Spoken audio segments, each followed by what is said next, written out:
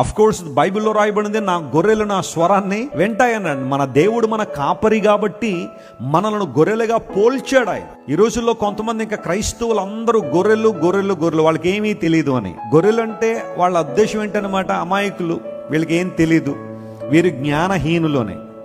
అలాంటోడు ఒక్కసారి Google open చేసి నువ్వు వాడుతున్న ప్రతి వస్తువు ఎవడు కనిపెట్టాడో ఒక్కసారి పరిశీలన చేయను. నువ్వు వాడుతున్న ప్రతి వస్తువు ఎవరు కనిపెట్టారని ఒకసారి ప్రశ్నించు.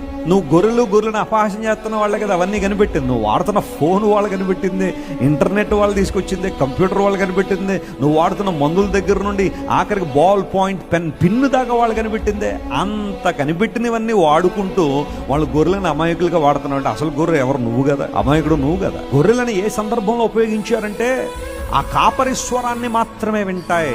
గొర్రెలు ఎవడ స్వరాన్ని పడితే ఆడ స్వరాన్ని వినో, మా కాపరి స్వరం మాత్రమే వింటాం. Hallelujah. And our shepherd is our Lord and our God. మా దేవుడే మా కాపరి, మా ప్రభు, ఆయన స్వరాన్ని మాత్రమే వింటాం. కాబట్టి of course you are the sheep of God. అలా అని చెప్పి ప్రపంచానికి హాని చేసే గొర్రెలు కాదు ఇవి. ప్రపంచాన్ని కుల వ్యవస్థతో అణిచివేసే గొర్రెలు కాదు, మనుషుల మధ్య డిస్క్రిమినేషన్ తీసుకొచ్చిన గొర్రెలు కాదు, మనుషులను అనగద్రొక్కేసిన గొర్రెలు కాదు, దోచుకున్న గొర్రెలు కాదు ఇవి. దేవుని బిడ్డలు ప్రపంచానికి ఎప్పుడు దీవెనకరంగానే ఉంటారు. హల్లెలూయా.